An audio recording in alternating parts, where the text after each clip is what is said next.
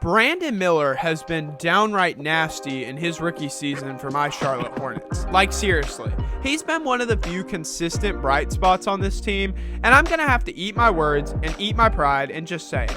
I was wrong about Brandon Miller, and I don't want to say that I thought he was ever going to be a bust, because that's not at all what I thought. He's too skilled, too talented. He has all the intangibles.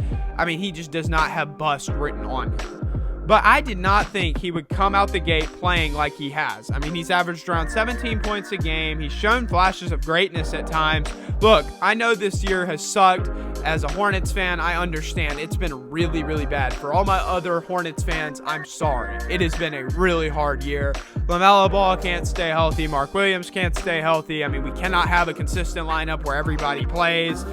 We've had coaching issues. We've had the whole Terry Rozier trade drama.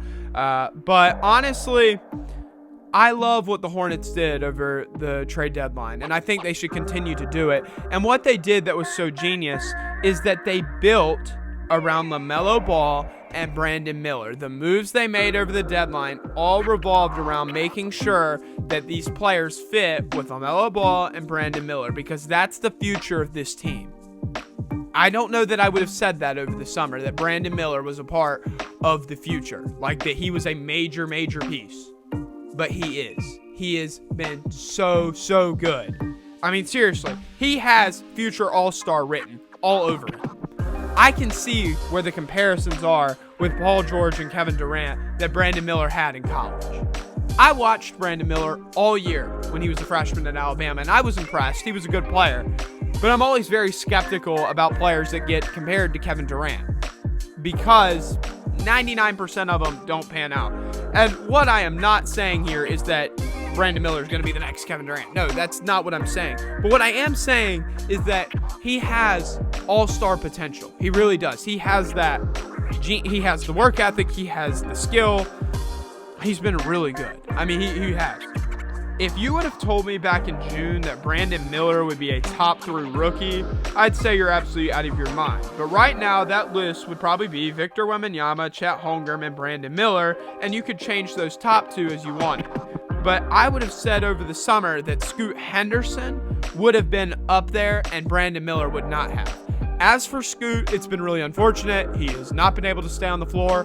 And over the summer, I was 100% a Scoot Henderson fan. I wanted Scoot Henderson. You can go find a video, I think it was from May, when the Hornets got the 2nd overall pick, and I said it's time to pair LaMelo Ball and Scoot Henderson, not LaMelo Ball and Brandon Miller.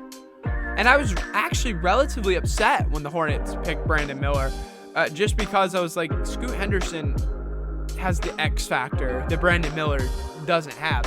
And I was so wrong. I really was. I was really mistaken.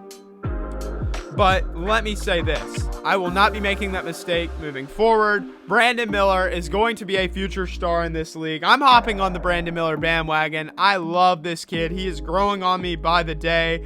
I mean, he's a hard worker, humble kid who only cares about business. He cares about winning. And did he make a mistake in college? Absolutely. But I think he knows that. That's a bump in the road for him. B-Mill's going to take a major leap next year as long as he's able to continue this trajectory, he's able to continue the production, and this is a big one. If he is able to stay healthy, the Hornets training staff needs to get away from Brandon Miller, because Brandon Miller is about to be a star in this league in a few years. Mark my words.